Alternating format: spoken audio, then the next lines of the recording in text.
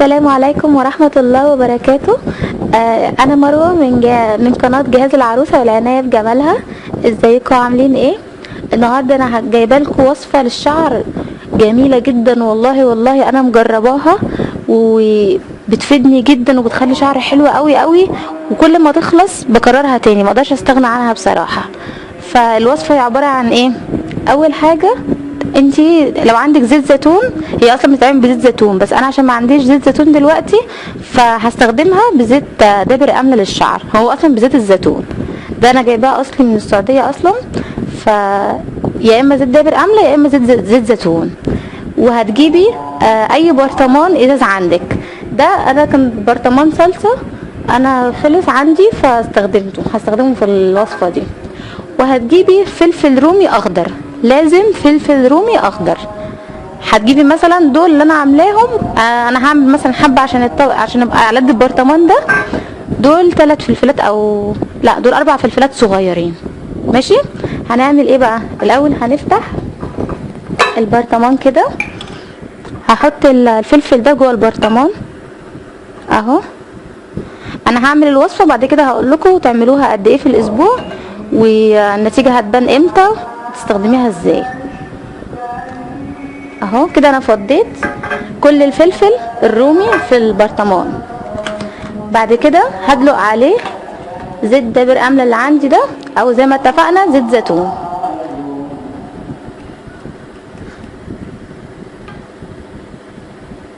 اهو بتملي البرطمان زيت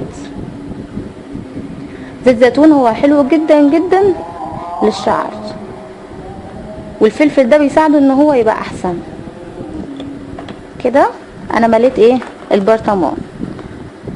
بعدين بقى هقفل البرطمان اهو. بصوا يا بنات، ده شكله كده اهو، الفلفل جوه والزيت زيتون هندلقه عليه، او زيت دابر املة، اي زيت زيتون عندك. هنقفل البرطمان كويس وهنشيله بقى لمدة 10 ايام في مكان يكون دافي، بس ما بتوصلوش شمس ولا حرق، وما بتوصلوش اشعة الشمس. يعني مكان دافي زي مثلا اي مكان مقفول كده دافي، وتحطيه لمدة 10 ايام. وكل يوم هتمسكي البرطمان ترجيه وترجعي تحطيه في مكانه تاني لمدة 10 ايام. بعد كده هتاخدي الزيت هتصفيه من الفلفل وتستخدميه كحمام زيت على شعرك.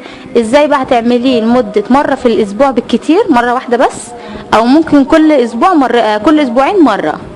بتحطيه على شعرك، تغسلي شعرك الاول، بعد كده تنشفيه كويس، بعد كده تدهني عشان المسامات تتفتح، بعد كده تدهني الزيت، بعد كده تلفي شعرك وتلبسي كيس بلاستيك عشان الحراره، عشان الزيت يخش في شعرك كويس ويتغذى.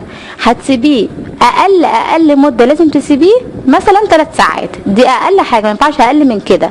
واكتر مده مثلا 6 ساعات، ما تزيديش عن كده. يعني احنا نخلينا مثلا في الوسط، ممكن نخليها مثلا 5 ساعات. يبقى كل مرة هتعمليه مرة في الاسبوع 5 ساعات. وبعد كده لما تيجي تغسلي شعرك، هتغسلي شعرك الاول بمية دافية من غير شامبو ولا بلسم ولا حاجة. هتنزلي الزيت كله اللي في شعرك، وبعد كده تنشفيه وتسرحيه وتسيبيه لمدة مثلا تقعدي 2 ساعات، وبعد كده تغسلي شعرك بايه؟ بالشامبو او البلسم. بس كده. انا كده قلت لكم دي الوصفه اللي انا بعملها ومجرباها، وجميله جدا وحلوه قوي، وان شاء الله هتنفعكم هتتفاجئي من النتيجه اللي هتبقى في شعرك. بس اهم حاجه الاستمرار، النتيجه هتبان بعد على الاقل شهر. ورب اكون فدتكم يا رب. والسلام عليكم ورحمه الله وبركاته.